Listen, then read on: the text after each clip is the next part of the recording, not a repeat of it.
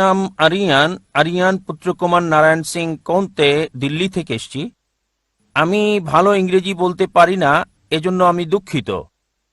Sir, আমি জিজ্ঞেস করতে চাই যে ভগবানের বানানো নিয়মে কি পরিবর্তন হতে থাকে? আমি এজন্য জিজ্ঞেস করছি যে ইসলাম ধর্মে বলা হয় যে মানুষের কখনো পুনর্জন্ম হয় না, আর শ্রীমদ্ ভগবত গীতাতে শ্রীকৃষ্ণ অর্জুনকে বলেছিলেন, হে পৃথিবীর মানুষ, যার মানে সবাই কয়েকবার জন্ম নেয়। হয়তো তোমার জানা নেই যে আমার কয়েকবার জন্ম হয়ে গেছে। আমি প্রথমে গীতাতে যে জ্ঞান দিয়েছিলাম তা প্রথমে মানুষকে দিয়েছিলাম, যাকে আপনারা সবাই নূহ আলাইহিসসালাম হিসেবে চিনে থাকেন। আবার পরের বার বলছে যে আমি সূর্যদেবকে এই জ্ঞান দিয়েছিলাম, এখন আমি আপনাকে এটা দিচ্ছি। তাহলে স্যার, আপনি কি বলতে পারেন যে মানুষের কি পুনর্জন্ম হয় নাকি হয় না? সময়ের সাথে সাথে কি ভগবানের দেওয়া নিয়মের কোনো পরিবর্তন হয় কিনা আমি জানতে চাই। ভাই দুটো প্রশ্ন করলেন। প্রথম প্রশ্ন হচ্ছে সর্বশক্তিমান ঈশ্বরের আইন এবং শিক্ষার মধ্যে কোনো পরিবর্তন করা যায় কিনা, পরিবর্তন হতে পারে কিনা। আর দ্বিতীয় প্রশ্ন, একজন মানুষ দ্বিতীয়বার জন্মাবে কিনা, পুনর্জন্ম হবে কিনা। আর একটা উদ্ধৃতি দিলেন গীতা থেকে, এটা দিয়ে পরে বলবো। এবার আসুন আপনার প্রথম প্রশ্নে, ঈশ্বরের বিধান পরিবর্তন হয় কিনা। যদি ঈশ্বরের বিধানটা সময় সংশ্লিষ্ট হয়ে থাকে, যদি সেটা নির্দিষ্ট একটা গোত্রের মানুষের জন্য হয়, নির্দিষ্ট সময়ের জন্য হয়, তবে এটা পরিবর্তন হয়। যেমন ধরেন, আমি আলোচনায় বলেছি তাওরাত, জাবুর, ইনজিল সবগুলোই সর্বশক্তিমান ঈশ্বর প্রেরিত, তবে সেগুলো ছিল একটা নির্দিষ্ট গোত্রের লোকদের জন্য, একটা নির্দিষ্ট সময়ের জন্য। কিন্তু ঈশ্বরের সর্বশেষ এবং চূড়ান্ত নাজিল হওয়ার পর কোনো কিছু যুক্ত করা যাবে না, কোনো কিছুই বাদ দেওয়া যাবে না। কোরআন হচ্ছে সর্বশক্তিমান আল্লাহর সর্বশেষ এবং চূড়ান্ত বার্তা। আর কোনো ওহী নাজিল হবে না। নবী মুহাম্মদ সাল্লাল্লাহু আলাইহি সাল্লাম হলেন সর্বশেষ এবং চূড়ান্ত নবী, আর কোনো নবীও আসবেন না। আল্লাহ বলেন সূরা আহজাব অধ্যায় 33 আয়াত 40, মা কানা মুহাম্মাদুন আবা আহাদিম মিন রিজালিকুম ওয়ালাকিন রাসূলুল্লাহ ওয়া খাতামুন নবিয়্যিন ওয়া কানা আল্লাহু বিকুল্লি শাইইন আলিমা। যে মুহাম্মদ সাল্লাল্লাহু আলাইহি সাল্লাম কোনো পুরুষের পিতা নন, তবে তিনি আল্লাহর রাসূল এবং নবীদের সিলমোহর। আর আল্লাহ সর্বজ্ঞ সর্বজ্ঞানী। নবী মুহাম্মদের পর যদি কেউ বলে সে আল্লাহর নবী, তার কাছে ওহী আসে, তার মানসিক চিকিৎসা দরকার। নবী মুহাম্মদ সর্বশেষ এবং চূড়ান্ত নবী। কোরআনের পর আর কোনো ওহী আসবে না, এ কথা কোরআনে স্পষ্ট বলছে সূরা মাইদা অধ্যায় 5 আয়াত 3। আজ তোমাদের জন্য আমার দিনকে পূর্ণ করলাম এবং জীবন বিধান হিসেবে দিলাম ইসলাম, আর আমার অনুগ্রহ পূর্ণ করলাম। যখন ধর্ম পরিপূর্ণ করা হয়েছে তখন নতুন কোনো কিছু যুক্ত করা যাবে না, কিছু বাদও দেওয়া যাবে না। আপনার প্রশ্নে হ্যাঁ, পুরাতন ওহী পরিবর্তন হতে পারে, তবে মূল বার্তা প্রথম ওহী থেকে শেষ ওহী পর্যন্ত তাওহীদ সম্পর্কে, আল্লাহর একত্ববাদ সম্পর্কে এক। তাই সব গ্রন্থই যেগুলো কোরআনের আগে এসেছে সেগুলো আসল রূপে আর নেই। মানুষ সেগুলোকে পরিবর্তন করে দিয়েছে, কারণ সেগুলো সর্বকালের জন্য নয় এবং আল্লাহ সেগুলো সংরক্ষণ করার প্রয়োজন মনে করেননি। এবার যদি কোরআনের ব্যাপারে বলেন, আল্লাহ বলেছেন সূরা হিজর অধ্যায় 15 আয়াত 9, আমি কোরআন নাজিল করেছি, আমি এর সংরক্ষণকারী। এই কোরআনকে যদি সমগ্র মানবজাতি পরিবর্তন করার চেষ্টা করে তারা তা পারবে না। সমগ্র মানবজাতি আর জিন একত্রিত হলেও কোরআনকে পরিবর্তন করতে পারবে না। আর পূর্ববর্তী কিতাবের ব্যাপারে বললে হ্যাঁ, তাহলে তা করতে পারবে, তবে চূড়ান্ত বার্তার ক্ষেত্রে পারবে না। এটা হচ্ছে চূড়ান্ত। এবার আসুন আপনার দ্বিতীয় প্রশ্নে। স্যার, আমার দ্বিতীয় প্রশ্ন ছিল আমার যে মনে আছে আল্লাহর কাছে মনে আছে আমার যে মনে আছে তিনজন মানুষ থাকে, তাদের সাথে আমাদের ব্রহ্মা, বিষ্ণু আর মহেশ, এই তিনজনের কাজ আলাদা আলাদা। তার মানে প্রথমে ব্রহ্মা যে প্রাণী যে কাজই করে সে অনুযায়ী তাকে জন্ম মানে আবারও পৃথিবীতে পাঠিয়ে দেয়। দ্বিতীয় কাজটি করে বিষ্ণু। বিষ্ণুজি সবাইকে লালন পালন করে আর তাদের দায়িত্বে থাকে। তৃতীয় যে মহাদেব আছেন, যাকে দেব আদি মহাদেব ডাকা হয়, মানে যাকে শিবশঙ্কর বলা হয়, আর তিনি সবার হিসাব মিলিয়ে দেন। তাহলে কি আপনাদের মানে আল্লাহর কাছে যে তিনজন থাকেন তারাও কি এই একই কাজ করেন? ভাই, আপনি ইসমাইল, ইসরাইল। নতুন প্রশ্ন করলেন, সেটার জি। উত্তর দেব। আগে পুরাতনটার উত্তর দিয়ে নেই। জি আপনি পুনর্জন্ম সম্পর্কে জিজ্ঞেস করেছেন, জি এখন সেটার উত্তর চান কি চান না? জি চাই। চান, তাহলে পুনর্জন্ম সম্পর্কে প্রথমে কিছু বলি, তারপর ব্রহ্মা, বিষ্ণু, শিবা নিয়ে বলবো ইনশাল্লাহ। দুটোর উত্তর দেব। ভাই একটা নতুন প্রশ্ন করলেন, আমি বললাম আগে পুরনোটার উত্তর দেব, তারপর আমি নতুন প্রশ্নের উত্তর দেব। দ্বিতীয় প্রশ্নটা ছিল পুনর্জন্মে বিশ্বাস করি কি না দ্বিতীয় জীবনে। এবার পুনর্জন্মের ব্যাপারে বললে ভগবদ গীতা থেকে উদ্ধৃতি দিলেন। তবে বেদ হিন্দু ধর্মের সবচেয়ে পবিত্র গ্রন্থ। বেদ হচ্ছে প্রথম, এগুলো হচ্ছে শ্রুতি, তারপরে আসে হচ্ছে স্মৃতি। মহাভারতের অংশ হলো ভগবদ গীতা। যদিও ভগবদ গীতা বেশি পড়া হয় বেদের চেয়ে, তবে নির্ভরযোগ্যতার ক্ষেত্রে বেদ হচ্ছে উপরে। বেদ পুনর্জন্ম সম্পর্কে বলছে, পুনর্জন্ম মানে পরবর্তী জীবন। আর যদি কোরআন পড়েন, কোরআনও এই কথা বলছে। কোরআন বলছে আপনি পৃথিবীতে আসবেন, তারপর মারা যাবেন, আবার পুনরুত্থিত হবেন। পূর্ণ মানে পরবর্তী, জন্ম মানে জীবন, পুনর্জন্ম।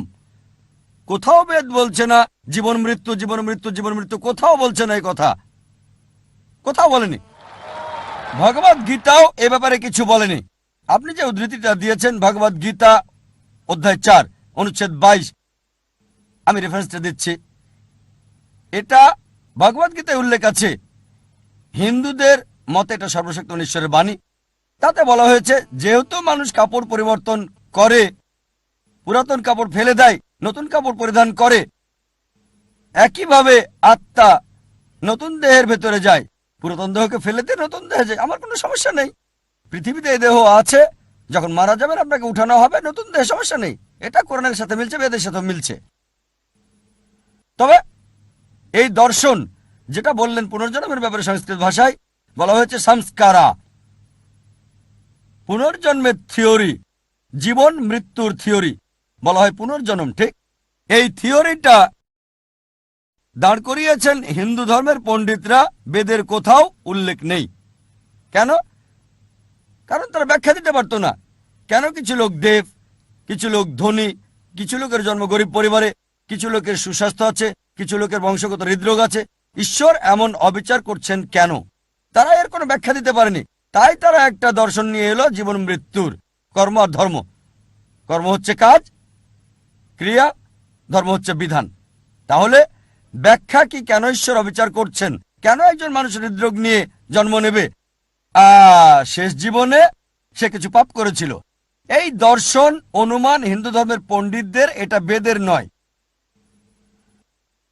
তাই তারা এই দর্শন নিয়ে এলো আর বলল যদি ভালো কাজ করো পরবর্তী জীবনে উঁচু জাতে জন্ম নেবে তোমরা। আর হিন্দু ধর্মের বিশ্বজনীন ভ্রাতৃত্ব হচ্ছে সব জীবন্ত প্রাণী ভাই। তাই হতে পারে কখনো জন্মাবেন তেলাপোকা হয়ে, কখনো বা ইঁদুর হয়ে, কখনো বিড়াল হয়ে, কখনো কুকুর, কখনো মানুষ হিসেবে। মানুষ হচ্ছে সর্বোচ্চ লেভেল। ভালো কাজ করলে উঁচু লেভেলে জন্মাবেন, খারাপ কাজ করলে নিচু জাতে জন্মাবেন। আপনি মানুষ হয়ে জন্মাতে পারবেন 7 বার। কতবার? 7 বার। এটা হিন্দু পণ্ডিতদের দর্শন, যেটাকে বলা হয় সংস্কারা। এখন আপনাকে জিজ্ঞেস করি, এই পৃথিবীতে অপরাধ বাড়ছে না কমছে? অপরাধ বাড়ছে না কমছে? বেড়ে চলেছে, মাশাআল্লাহ, খুব ভালো। পাপ বাড়ছে। মানুষের সংখ্যা আমরা যা জানি, মানুষ বাড়ছে না কমছে? জনসংখ্যা বাড়ছে না কমছে? বাড়ছে, মাশাআল্লাহ। এখন পাপও বাড়ছে, মানুষের সংখ্যাও বাড়ছে। যেহেতু পাপ বাড়ছে, মানুষ তো কমার কথা। তাই বোঝা যাচ্ছে লজিক্যালি এটা ঠিক না। এজন্য আমি পুনর্জন্ম বিশ্বাস করি। পুনর্জন্ম মানে পরবর্তী জীবন, এ ব্যাপারে কোরআনও বলছে। তবে একবার এই পৃথিবীতে আসবেন, একবার। এবার আপনার দ্বিতীয় প্রশ্নে আসি, যে ব্রহ্মা, বিষ্ণু, মহেশ বা শিবা এটা একই। দুটো নাম, মহেশ আর শিবা একই, তবে সবচেয়ে পরিচিত হচ্ছে শিবা, ঠিক? স্রষ্টা, ধ্বংসকারী, রক্ষাকারী, ব্রহ্মা, বিষ্ণু, শিবা। আর আপনি বললেন ঈশ্বরের 3টি রূপ। না, 3টি রূপ না। তার কি কোনো মানুষ আছে? হ্যাঁ, তার অনেক ফেরেশতা আছেন, তবে ঈশ্বর একাই যথেষ্ট। কোনো সাহায্যের দরকার হয় না। তবে যদি তিনি চান ফেরেশতা দিয়ে কাজ করাতে পারেন, যদি চান। যদি না চান সমস্যা নেই। তিনি শুধু চাইবেন, তা হবে। কুন ফায়াকুন, হও আর হয়ে যায়। এবারে হিন্দুদের ব্যাপারে বললে, তারা যা বিশ্বাস করে তা কিছুটা ট্রিনিটির মতো, খ্রিস্টানদের মতো হিন্দুরা বিশ্বাস করে যে সর্বশক্তিমান ঈশ্বর, সৃষ্টির জন্য একজন ঈশ্বর ব্রহ্মা, ধ্বংসের জন্য একজন ঈশ্বর শিবা, একজন ঈশ্বর হলেন রক্ষাকারী বিষ্ণু। সুতরাং আলাদা ঈশ্বর সৃষ্টির জন্য, আলাদা ঈশ্বর রক্ষার জন্য, আলাদা ঈশ্বর ধ্বংসের জন্য। কোরআন বলছে সূরা আম্বিয়া অধ্যায় 21 আয়াত 22, এক আল্লাহ ছাড়া যদি একাধিক আল্লাহ থাকতো অবশ্যই তারা ঝগড়া করত। আর কোরআন বলছে সূরা মুমিনুন অধ্যায় 23 আয়াত 91 যে যদি একাধিক ঈশ্বর থাকতো একজন আরেকজনের সাথে যুদ্ধ করত। এজন্য আমরা হিন্দু মিথ থেকে দেখি একজন ঈশ্বর যুদ্ধ করছে আরেকজনের সাথে, একজন ঈশ্বর আরেকজনকে পরাজিত করছে, তৃতীয় জন দ্বিতীয় জনকে সাহায্য করছে। ঈশ্বর কিভাবে যুদ্ধ করে? সুতরাং উত্তম হচ্ছে এক ঈশ্বর, সুপার পাওয়ার একটাই। আর বেদ এটাই বলছে। যদি কোনো সাধারণ হিন্দুকে জিজ্ঞেস করেন আপনি কতজন ঈশ্বরে বিশ্বাস করেন, কেউ বলবে 3 জন, কেউ বলবে 100, কেউ বলবে 1000, কেউ বলবে 33 কোটি 330 মিলিয়ন। কিন্তু যদি শিক্ষিত হিন্দুকে জিজ্ঞেস করেন আপনি কতজন ঈশ্বরে বিশ্বাস করেন, সে বলবে একজন হিন্দুর উচিত এক ঈশ্বরে বিশ্বাস করা। কিন্তু সাধারণ হিন্দু বিশ্বাস করে একটা আদর্শে, সেটা প্যান্থেইজম, তার মানে সবকিছু ঈশ্বর। গাছ হলো ঈশ্বর, সূর্য ঈশ্বর, চাঁদ হলো ঈশ্বর, মানুষ হলো ঈশ্বর, আর সাপও ঈশ্বর। আমরা মুসলিমরা বিশ্বাস করি সবকিছু ঈশ্বরের। ঈশ্বর নামের সাথে এর শব্দ যোগ করি। সবকিছু ঈশ্বরের, গাছ ঈশ্বরের, সূর্য ঈশ্বরের, চাঁদ ঈশ্বরের, মানুষ ঈশ্বরের, পাশাপাশি সাপও হলো ঈশ্বরের। তাই প্রধান পার্থক্য হচ্ছে হিন্দু আর মুসলিমদের মধ্যে। হিন্দুরা বলে সবকিছু ঈশ্বর, আর আমরা মুসলিমরা বলি সবকিছু ঈশ্বরের। ঈশ্বর নামের সাথে যুক্ত হচ্ছে এর শব্দটা। পার্থক্যটা হচ্ছে এই শব্দটা। যদি আমরা শুধু এই এর শব্দটার পার্থক্য দূর করতে পারি, হিন্দু আর মুসলিম এক হয়ে যাবে। সেটা কিভাবে হবে? আল্লাহ কোরআনে বলেছেন সূরা ইমরান অধ্যায় 3 আয়াত 64, تعالوا إلى كلمة سواء بيننا وبينكم এসো সেই কথায় যা তোমাদের ও আমাদের মধ্যে এক। প্রথম সাদৃশ্য কি? ألا نعبد إلا الله আল্লাহ ছাড়া কারো ইবাদত করি না, ولا نشرك به شيئا তার সাথে আমরা কাউকে শরীক করি না, ولا يتخذ بعضنا بعضا أربابا من دون الله আর নিজেদের মধ্য থেকে আল্লাহ ছাড়া কাউকে প্রভু হিসেবে মানি না। فإن تولوا যদি তারা মুখ ফিরিয়ে নেয় فقولوا اشهدوا بأننا مسلمون। বলো সাক্ষী থাকো আমরা মুসলিম, আল্লাহর কাছে নিজের ইচ্ছাকে সমর্পণ করি। কোন ধর্মকে যাচাই করার ভালো উপায় হলো ধর্মের অনুসারীদের না দেখে সেই ধর্মের গ্রন্থগুলোকে দেখা। এখন যদি হিন্দু ধর্মগ্রন্থ দেখি, যদি আমরা পড়ি উপনিষদ, বেদ, উপনিষদ এগুলো সবচেয়ে পবিত্র। ছান্দোগ্য উপনিষদে বলা হয়েছে অধ্যায় 6 অনুচ্ছেদ 2 পরিচ্ছেদ 1, একম এবিদিত্যম, ঈশ্বর একজনই, দ্বিতীয় কেউ নেই। এটা সংস্কৃত উদ্ধৃতি। একম এবিদিত্যম, ঈশ্বর কেবল একজন, দ্বিতীয় কেউ নেই। শ্বেতাসূত্র উপনিষদে বলা হয়েছে অধ্যায় 6 অনুচ্ছেদ 9, নাচস্তে কাসিজ জানিতানা চাদিপা, তার কোনো প্রভু নাই, তার কোনো পিতামাতা নাই। সর্বশক্ত ঈশ্বরের কোনো প্রভু নেই, তার কোনো মা নেই, তার কোনো বাবা নেই। শ্বেতাসূত্র উপনিষদে বলা হয়েছে 4 নম্বর অধ্যায় অনুচ্ছেদ 19, না তস্য প্রতিমা আস্তি, ঈশ্বরের কোনো প্রতিমা নেই। প্রতিমা মানে প্রতিচ্ছবি, প্রতিমা মানে ফটোগ্রাফ, ভাস্কর্য, মূর্তি, পেন্টিং। সর্বশক্ত ঈশ্বরের কোনো ফটোগ্রাফ নেই, কোনো প্রতিমা নেই, কোনো প্রতিমূর্তি নেই, কোনো পেন্টিং নেই, তার কোনো ছবি নেই। হিন্দু গ্রন্থগুলোর মধ্যে সবচেয়ে পবিত্র গ্রন্থ হচ্ছে বেদ, আর যজুর্বেদে আছে অনুচ্ছেদ 32 পরিচ্ছেদ 3, না তস্য প্রতিমা আস্তি, সর্বশক্তিমান ঈশ্বরের কোনো প্রতিমূর্তি নেই, কোনো প্রতিচ্ছবি নেই, কোনো প্রতিমা নেই, কোনো ভাস্কর্য নেই, কোনো মূর্তি নেই। যজুর্বেদে বলা হচ্ছে অধ্যায় 40 অনুচ্ছেদ 8 সর্বশক্তিমান ঈশ্বর পবিত্র।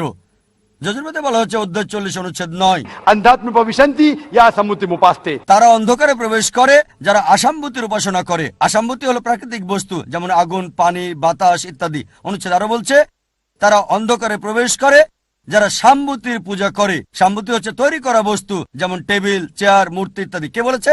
যজুর্বেদ অধ্যায় 40 অনুচ্ছেদ 9।